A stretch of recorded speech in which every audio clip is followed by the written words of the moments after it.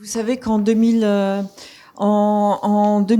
donc le cadre européen commun de référence pour les langues a été publié. Il a complètement bouleversé l'apprentissage des langues, hein, pas seulement françaises, mais aussi toutes les langues européennes, ce qui permettait, ce qui a été dit ce matin, d'avoir un langage commun, en fait, de se comprendre. Surtout, ce qui a été assez révolutionnaire, c'est que ce cadre européen a enseigné la langue de manière tout à fait pragmatique sur le terrain pour permettre aux personnes d'être très rapidement autonomes. Il se base pour cela sur un cadre référentiel que vous connaissez tous, donc qui permet d'évoluer dans la langue sur les 4 compétences: compréhension écrite et orale, expression écrite et orale. Donc pour ces personnes, ça peut être par exemple une personne qui est en boulangerie et qui doit savoir lire des instructions. Peut-être la slide suivante. Lire des instructions, attention, ce four est utilisé pour cuire le pain et pas pour cuire les pâtisseries. Pour ce qui est de l'apprentissage du français, donc un rappel très rapide, dans l'ancien marché, il y avait 3 parcours, 50 heures, 100 heures et 200 heures, hein, pour des niveaux, pour l'atteinte du niveau A1, pour ceux qui ne l'avaient pas. Aujourd'hui, ce sont des parcours de 100, 200, 400 et 600 heures, les 600 heures étant prescrits pour les non-lecteurs, non-scripteurs. À l'issue de la formation linguistique, pour ceux qui en ont besoin, ils peuvent se voir, alors même s'ils n'ont pas atteint le niveau A1, hein, c'est une progression, une assiduité qui est requise. Ils se voient délivrer, pour la plupart, la majorité, un titre de séjour pluriannuel. Je dis la majorité parce que certains peuvent avoir aussi une carte de 10 ans à ce niveau-là, par les règles de jeu de droit au séjour. Depuis, Martine Clavel l'a rappelé ce matin, le 7 mars 2018, la délivrance de la carte de résident est corrélée au niveau A2 du CE-CRL, d'où l'importance pour tous ces publics d'avoir ce niveau. Je peux vous dire que depuis l'instauration de la loi, le niveau de délivrance de la carte de résident a diminué, hein, du fait de la non-maîtrise du niveau A2. Donc l'importance de se coordonner dans les parcours pour nos publics est majeure. Enfin, le niveau B1 oral, jusqu'à maintenant, était requis pour solliciter la naturalisation. Ce niveau donc sera en 2020 relevé. Ce sera les 4 compétences à l'écrit, expression et compréhension et à l'oral. Je voulais rajouter que le fait d'avoir inscrit les certifications sur la cartographie nationale de l'offre de formation linguistique a un réel avantage, puisqu'on retrouvait cette offre sur le site de France Éducation Internationale, sur le site de la Chambre de commerce et d'industrie de Paris.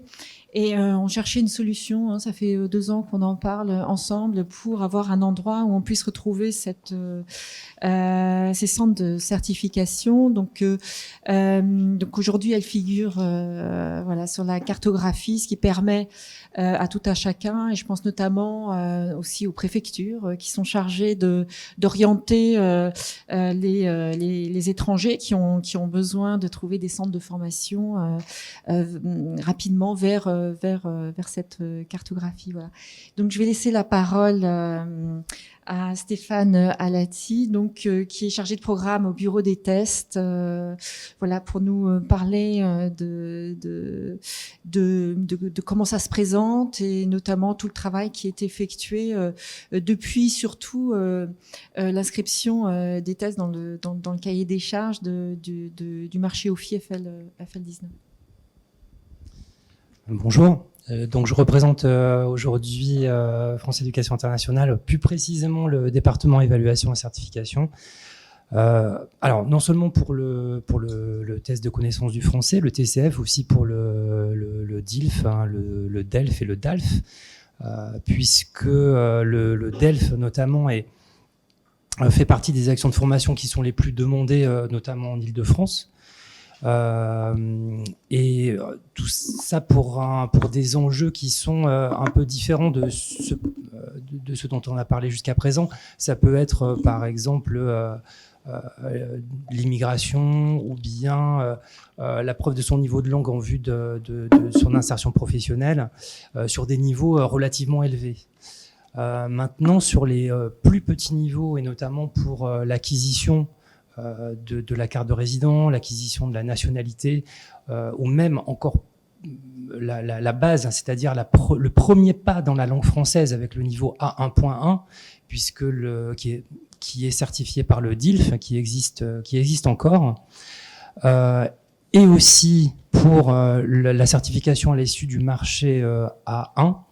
On a travaillé avec l'OFII et notamment tous les mandataires des différents lots à constituer un réseau qui puisse être assez dense pour que les personnes puissent trouver un centre sans devoir faire des centaines de kilomètres. Donc dans ce cadre de marché OFII pour le niveau A1, tous les lots sont couverts, les 34 lots, si je me souviens bien, en comptant l'outre-mer. Certains lots sont pourvus de plusieurs centres. On a travaillé avec les mandataires pour leur demander, parce qu'on ne pouvait pas agréer tout le monde, on a travaillé avec les mandataires pour leur demander de nous proposer des choix de centres qui leur paraissaient intéressants, et à condition aussi qu'ils puissent satisfaire tous les critères qui permettaient de les agréer. Puisque pour nous, c'est très important. On fournit un outil, on confie l'organisation de cet outil à des centres qui doivent satisfaire à certains critères très précis pour obtenir l'agrément. Et ça marche plutôt bien, notre réseau est maintenant bien constitué. Et les certifications qui sont... Alors, dans les textes de loi, les certifications sont facultatives, sont proposées aux signataires de ce marché, mais elles sont relativement bien demandées. Et c'est peut-être aussi, une piste d'amélioration, de communiquer sur l'importance pour les formateurs de vraiment proposer les certifications à l'issue de la formation de niveau A1, puisque pour nous, on considère que la certification fait partie en quelque sorte de la formation. C'est non seulement la validation du niveau acquis, ça peut être aussi valorisé dans l'avenir, dans les années qui viennent, par le signataire pour une action quelconque, pour faire, ne serait-ce que pour l'administration, pour montrer sa bonne volonté et les efforts fournis pour s'intégrer et progresser. Et c'est aussi surtout un premier pas gratuit, puisque dans le cadre de ce marché, le signataire ne va rien débourser finalement pour passer cette certification. C'est un premier pas, c'est un entraînement gratuit dans son long parcours, puisque quelqu'un qui s'engage dans une formation niveau A1 et dans une optique d'installation en France, il n'en a pas fini avec les certifications. Il va devoir en produire et faire la preuve de ce niveau de langue. Et c'est vraiment une occasion rêvée que de gratuitement de pouvoir s'entraîner, de pouvoir acquérir pour certains un premier examen. Parce que c'est ça dont on s'est aperçu, c'est que une part non négligeable des personnes qui passent un TCF par exemple, eh bien c'est le premier test, le premier examen de leur vie. Et donc ça fait vraiment partie de cette... c'est vraiment dans la continuité de la certification, et ça ne doit pas être perçu comme une sanction ou quelque chose de complètement facultatif et d'anodin, comme certains responsables de centre nous disaient, où bon, on a certains signataires, ils ont juste envie de faire leur formation, et après c'est fini, ils se débarrassent et ils s'en vont. Non, vraiment leur faire comprendre que c'est vraiment important,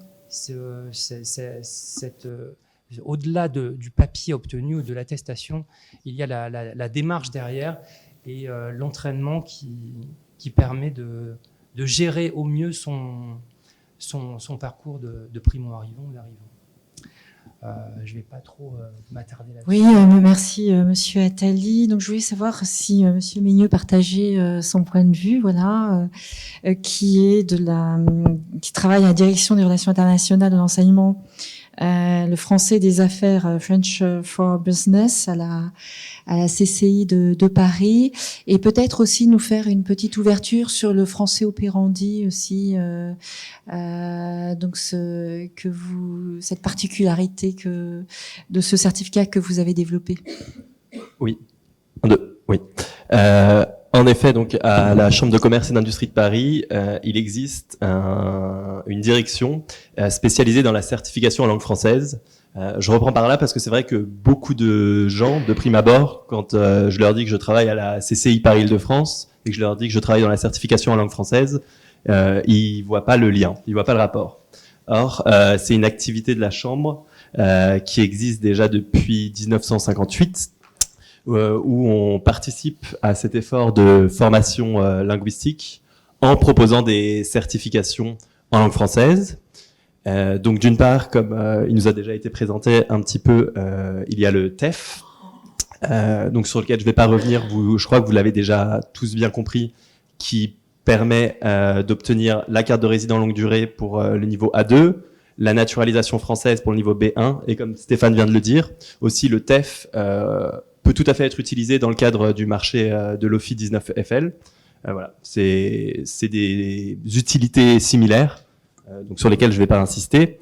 En revanche, on a d'autres certifications également disponibles, le français opérandi, mais aussi les diplômes de français professionnel. Et je pense que ils peuvent être intéressants pour vous. Alors, les diplômes de français professionnel, comme leur nom l'indique, c'est des diplômes en français pro, en français professionnel. C'est-à-dire que on n'évalue pas du tout le candidat sur sa capacité à aller à acheter du pain à la boulangerie ou à remplir un dossier de la sécurité sociale.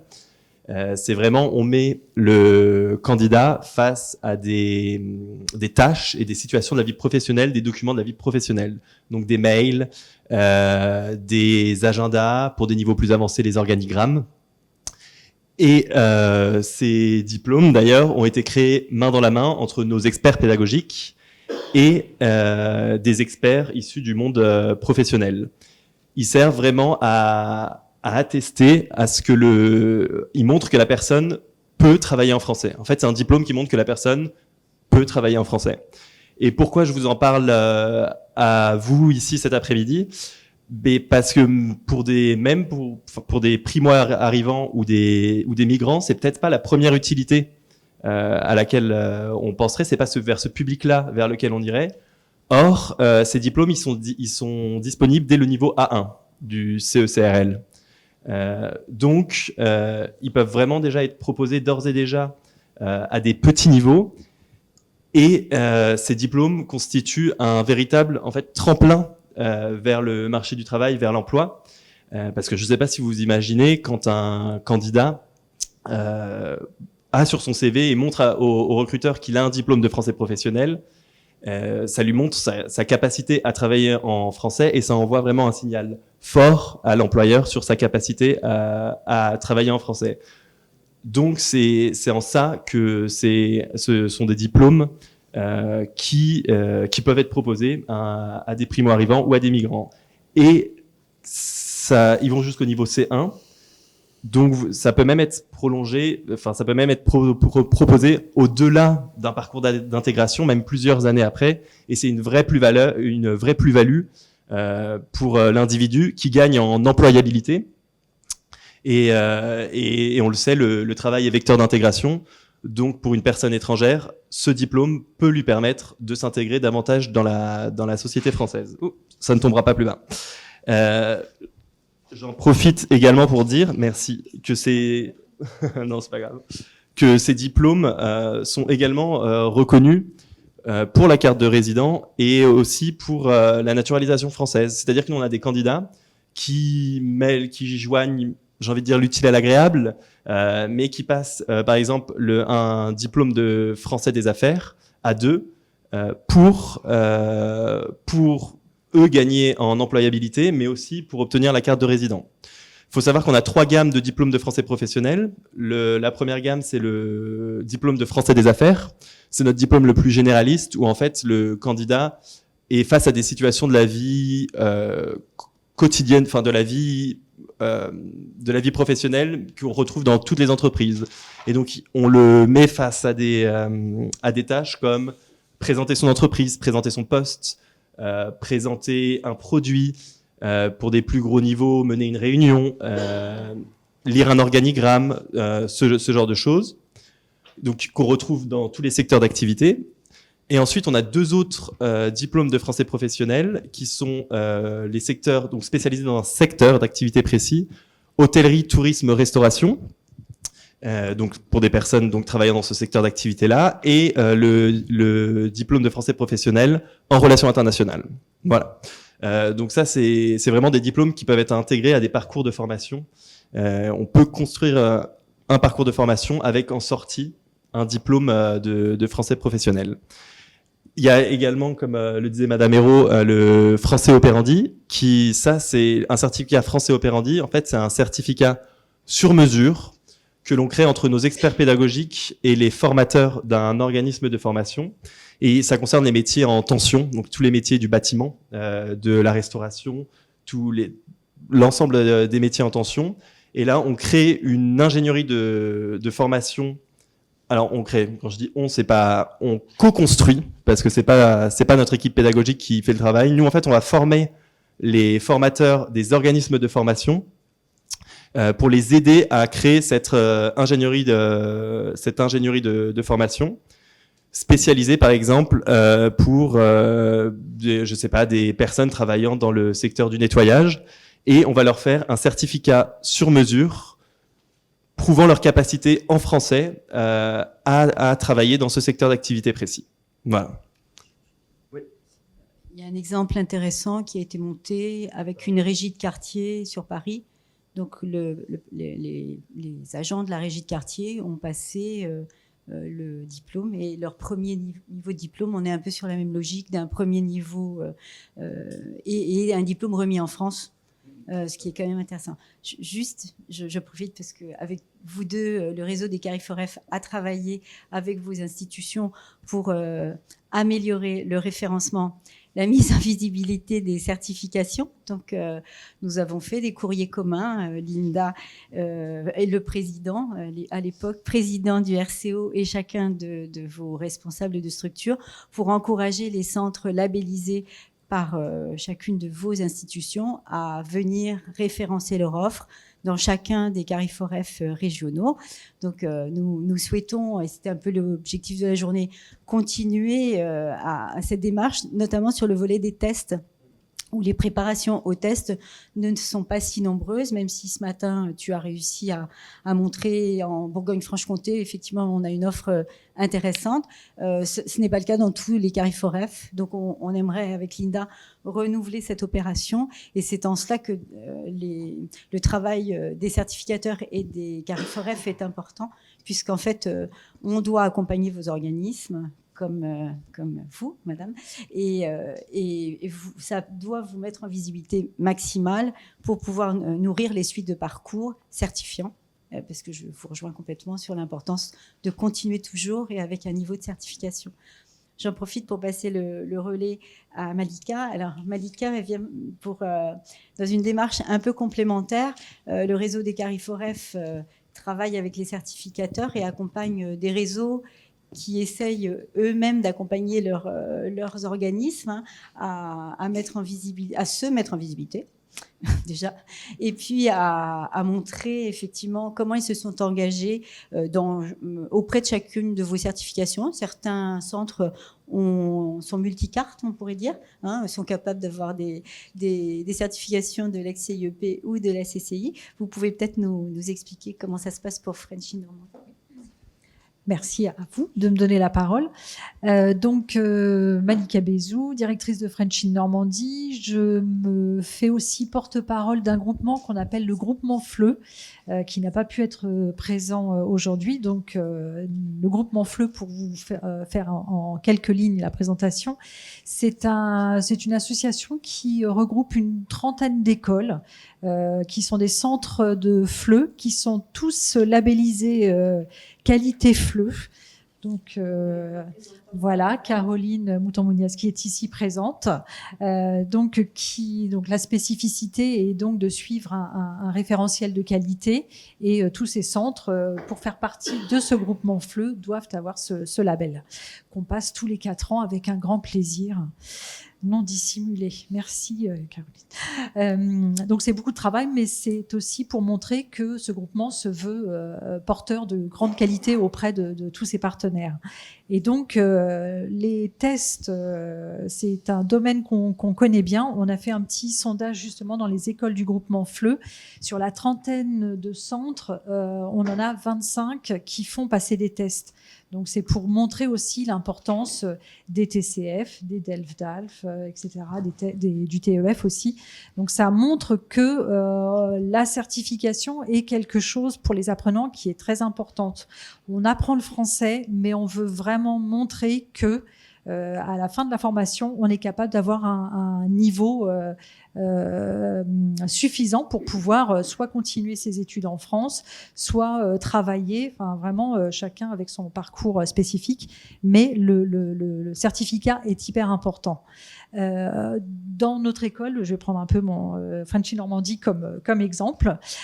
Tous les mois, on a nos sessions de TCF qui ont un vif succès pour un centre comme le nôtre, et on s'aperçoit que le public qui vient pour passer ces examens est un public très différent de notre public habituel, on va dire, puisque, comme vous le disiez tout à l'heure, c'est un public qui n'est pas du tout habitué aux examens et qui viennent mais avec la peur au ventre pour passer leurs tests, et qui nous demandent toujours « c'est difficile, c'est difficile ». Alors on a beau essayer d'instaurer un climat de confiance, mais on s'aperçoit qu'il y a beaucoup d'enjeux à travers ce test-là. Le DELF-DALF, c'est aussi la même chose, beaucoup d'enjeux au bout, donc il faut vraiment les accompagner.